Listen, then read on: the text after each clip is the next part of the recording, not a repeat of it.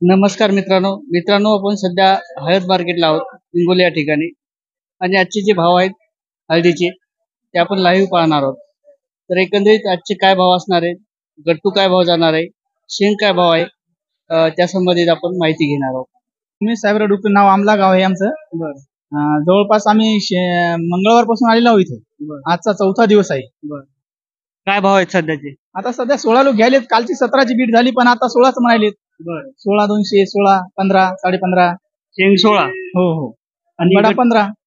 15. हो. काय वाटतं शेतकऱ्याला पुरते काय भाव? नाही, भाव पुरत नाही, पण आता सारखे जर भाव असले तर काय नाही, पण हे कमी जास्त सुरू ठेवले आणि काही म्हणत नाही, बरोबर वाटाय ना ते. कालच एकदम 1000 रुपयाने भाव तुटला. भाडं जे आहे तुम्हाला ते कसं लागते? भाडं आता हे एका दिवशी 1000 रुपये, कोणी 1500 रुपये घेते. लहान पिकअप असेल तर 1000 घेते, मोठं पिकअप जर असेल तर 1500 घेते. असे चालू राहतात एका दिवसा रोज. आणि याच पोत्या प्रमाण 80 रुपये 90 रुपये पोत येत आहेच. आणि आपण जे इथले कटी वगैरे कशा प्रकारचे लागते? कट्टीच आणि आम्ही त्याच्यावर गेलोच नाही समजा. आता जाऊ तेव्हा मिळ लागेल काय होते काय नाही ते.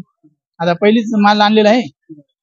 कोणी म्हणते पट्टी काय आहे, बटाव म्हणते काही, कोणी काय म्हणते काही असं, आणि काही तिकडे माहितच नाही सध्या. आपका नाम क्या है? मेरा नाम इद्रिस अहमद।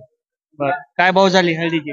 आज हल्दी बिकी, आज ऊपर में गट्ठा बिका, रेगुलर गट्ठा 15,200 से लेके 15,500 तक। कम से कम? कम से कम 15,200। और वो गट्टू शेंग गट्टू? और काड़ी बिकी पाउडर क्वालिटी के 16,200 से लेके सुपर सेलम 17,200 तक। कितने दिन लग रहे कई के बेचने को? रोज के 60,000 गट्टे का व्यापार होता है। मैं खुद एक खरीदार हूँ। अच्छा, व्यापारी आप? हाँ, व्यापारी है। शनिवार रविवार को आया वाला है, वो माल यहाँ पे शुक्रवार शनिवार को बिक रहा है, गुरुवार शुक्रवार शनिवार, और जो माल बुधवार को आया वो शनिवार को बिक रहा है। 3 दिन, कम से कम 2-3 दिन काश्तकार को लग रहे हैं यहाँ पे बेचने के लिए माल। कोण्या गावचे आपण? काळकोंडे. बर, काय भाव गेले आजचे? आजचे आता 15 15.5 चालेल. वरच्यात वरचा? ते काय आम्ही नेमके चालू आता. बर. कालचे काय भाव होते? खालचे 16 होते, 16 17 पर्यंत. आज कमी झाला का? हो, कमी झाला आज 1000 रुपये. या ठिकाणी आपण पाहू शकता की शेतकऱ्याचा जो माल आहे तो वरती पडलेला आहे आणि पूर्ण माल जो आहे खालचा तो आपल्याला दिसत आहे तो पूर्ण व्यापाऱ्याचा आहे.